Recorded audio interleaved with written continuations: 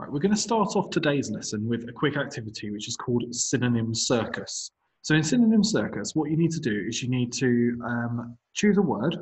So I'll choose the word beautiful.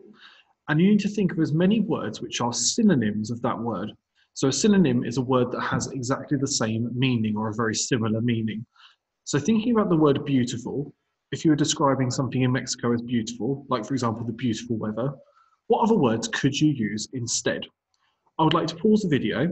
I'd like to have a think of as many different words as you possibly can that mean the same or very similar to beautiful.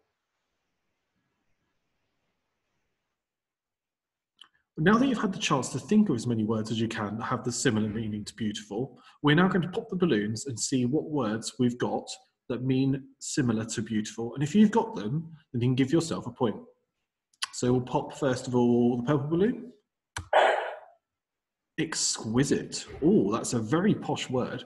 If something's exquisite, it means it looks fantastic. It looks really wonderful. So it could be describing beautiful things. Let's pop the blue balloon here. Lovely. Did you have that word down? Lovely is a very good word to use as well. Let's pop the blue girl balloon. Stunning. If something looks stunning or is stunning, then that could be described as beautiful as well. And then we're going to have a go at this blue one here. Gorgeous. Another word that means the same as beautiful.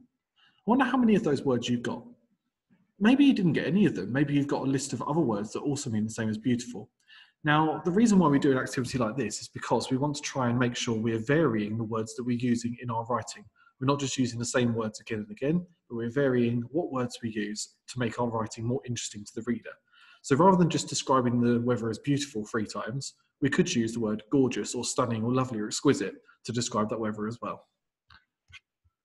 Okay, now for the main part of today's lesson, we are going to be writing our non-chronological report. So to be successful today, we're going to see if we can write simple sentences. We're going to see if we can write compound and complex sentences by using conjunctions to link our ideas. We're going to see if we can organise our work appropriately. And we're going to see if we can choose exciting vocabulary to interest the reader. We don't want our work to be boring. We want it to be as exciting as possible. So choosing really fantastic words and varying our words is going to make it more interesting for the reader. So have a think to yourself about what needs to be included in a non-chronological report and what should we remember to use when we're doing our writing. Just have a think to yourself and then we'll reveal the list of things that need to go in there and things that we have to make sure we include in all writing. So things that need to go in a non-chronological report would be the title, which is sometimes called the heading, an introduction to go at the very beginning to explain what the report is about, subheadings to split up our information into the correct sections, information under the correct subheadings, pictures with captions, and a list with bullet points. All of those things would be really cool to have in your non-chronological report. And when we're doing our writing, we need to make sure we remember to use capital letters and full stops. Maybe we could use an exclamation mark and a question mark. They're really easy to use actually in a long chronological report when you're doing your subheadings. So maybe try and get some of those in there.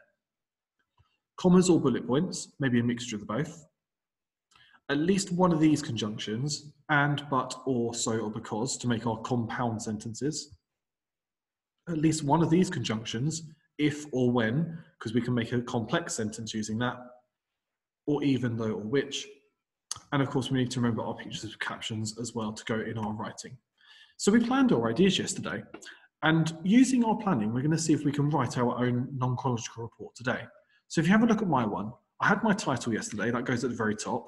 In my introduction, I wanted to explain what the non-chronological report was about. So I said, if you want to find out about Mexico, this text is perfect for you. Find out lots of exciting facts. Then for my first subheading, I've got fabulous food, which has got an exclamation mark. It's also a bit of alliteration as well. And I said, Mexican people eat a range of interesting foods such as tacos, burritos, and spicy enchiladas. Because the sun shines all year round, they can grow lots of yummy fruits, including juicy mangoes and coconuts. Got some good description there and a good range of punctuation, including full stops, capital letters, exclamation marks, and commas.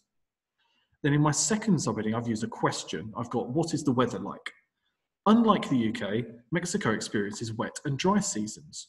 Most of the year it is hot, but it can still get cold in the wet season when the wind blows fiercely. The sun shining a lot means that people who like the beach travel there for holidays.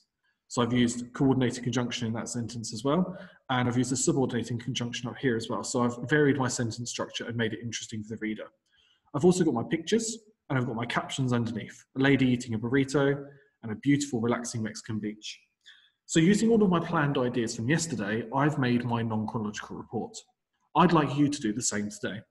So I've put instructions just below this video on DB Primary about how to structure your non-chronological report and how to do a layout. I have given you a template if you'd like to print that out, but if you'd like to do your own, then that's absolutely fine as well. But remember, you must include all of the things from our list which need to go in a non-chronological report, and we need to remember to include all of these things. If you want to pause the video here, and you can save that picture so that you can see what needs to go in your non-chronological report, so you can keep checking as you're doing your writing.